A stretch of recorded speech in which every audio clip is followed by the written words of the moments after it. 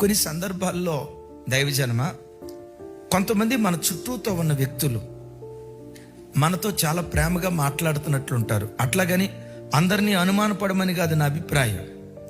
చాలా ప్రేమగా మాట్లాడతారు, చాలా ఆప్యాయంగా మాట్లాడతారు.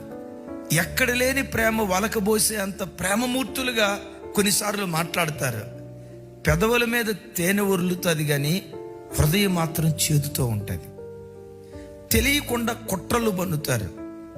వీళ్ళ పిల్లలు ఎదగకూడదు, వీళ్ళ కుటుంబం పైకి రాకూడదు, వీళ్ళ సంసారం ఆశీర్వదించబడకూడదు, వీళ్ళ సంఘం పైకి రాకూడదు, వీళ్ళ సేవ విస్తరించకూడదు, వీళ్ళని ఎట్లాగైనా వ్యాపారంలో దెబ్బతీయాలి, వీళ్ళ కుటుంబ పరువు మర్యాదలు బజారు పాలయ్యేటట్లుగా ఏదో ఒకటి చేయాలి అని మనతో ప్రేమగా మాట్లాడతారు. కానీ వాళ్ళ అంతర్యం అంతా కుట్రతో, కుయుక్తితో, కపటంతో ఉంటుంది. కొన్ని సందర్భాల్లో ఎవరు శత్రువో తెలియదు, ఎవరు మిత్రువో తెలియదు, ఎవరు మన కుటుంబాన్ని ప్రేమించేవాళ్ళు తెలియదు, ఎవరు మన కుటుంబానికి విరోధంగా పనిచేస్తారో తెలియదు. భక్తుడైన దావీదు గారు ఒక స్థలంలో ప్రార్థన చేస్తాడు. ఏమని ప్రార్థన చేస్తున్నాడు? నన్ను దాచయ్యా. నాకు ఆ మాట ఒళ్ళు పులకరించినట్లయిపోయింది. నన్ను దాచయ్యా. దేనిలో నుంచి దాచమంటావు?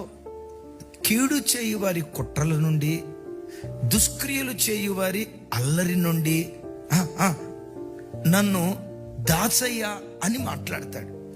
నిజమే, ఈ దినాల్లో ఎక్కడ చూసినా భయంకరమైన కుట్ర జరుగుతున్నటువంటి దినాలు.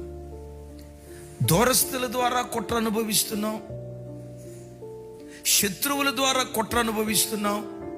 మరికొన్ని సందర్భాలలో సొంత ఇంటి వారి ద్వారా కూడా కొంతమంది కుట్ర అనుభవిస్తున్నారు.